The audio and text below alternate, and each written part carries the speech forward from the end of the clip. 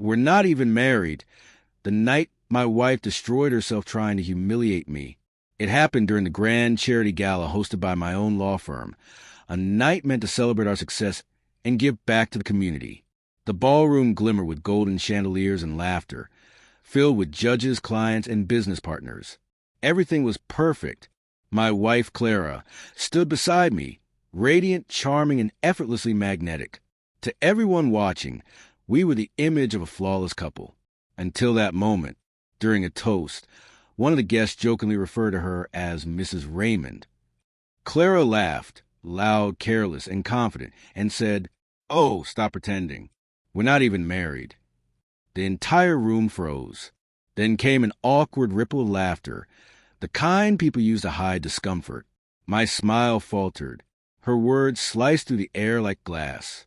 For a second, I hoped it was just a bad joke, but the whispers started instantly, like a current of humiliation spreading across the ballroom. I tried to play along, forcing a laugh, but inside my chest, my heart pounded.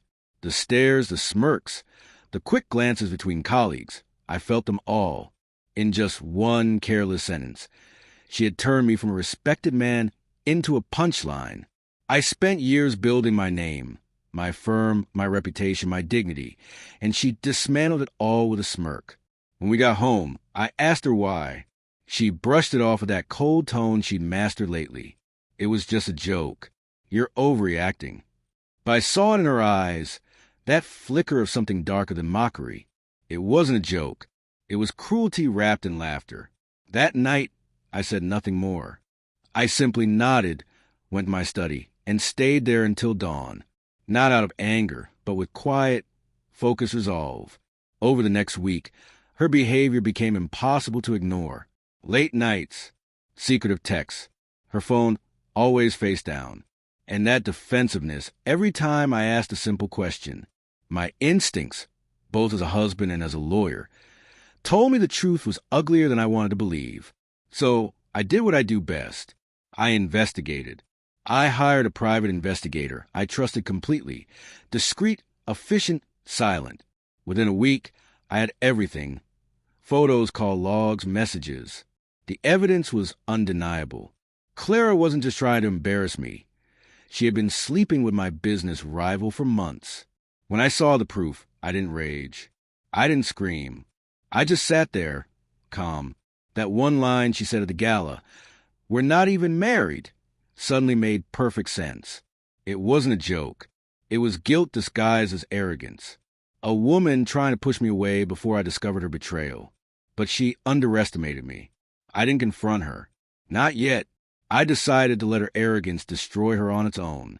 I called my legal team the next morning and moved swiftly.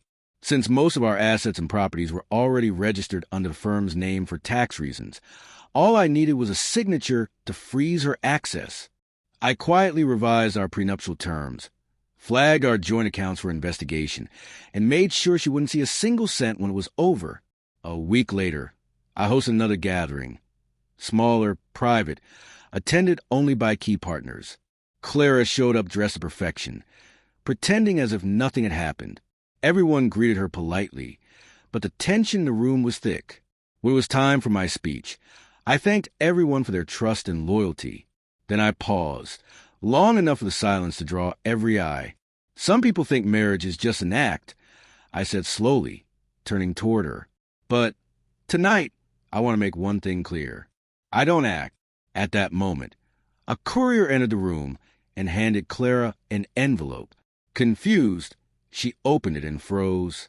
Inside were 2 documents, a divorce notice and a copy of the investigation report. Gasps rippled through the crowd. The same people who once laughed at her joke now stared in stunned silence. Clara's face drained of color. She looked at me, trembling, and whispered, "You ruined me." But I didn't respond. I had been ruined once already. This was simply justice finding balance. Later that night, her lover's company received devastating news. My firm, their biggest legal client, had terminated all contract effective immediately. Within months, his business began to crumble under the weight of lawsuits and lost deals. I didn't even have to lift a finger.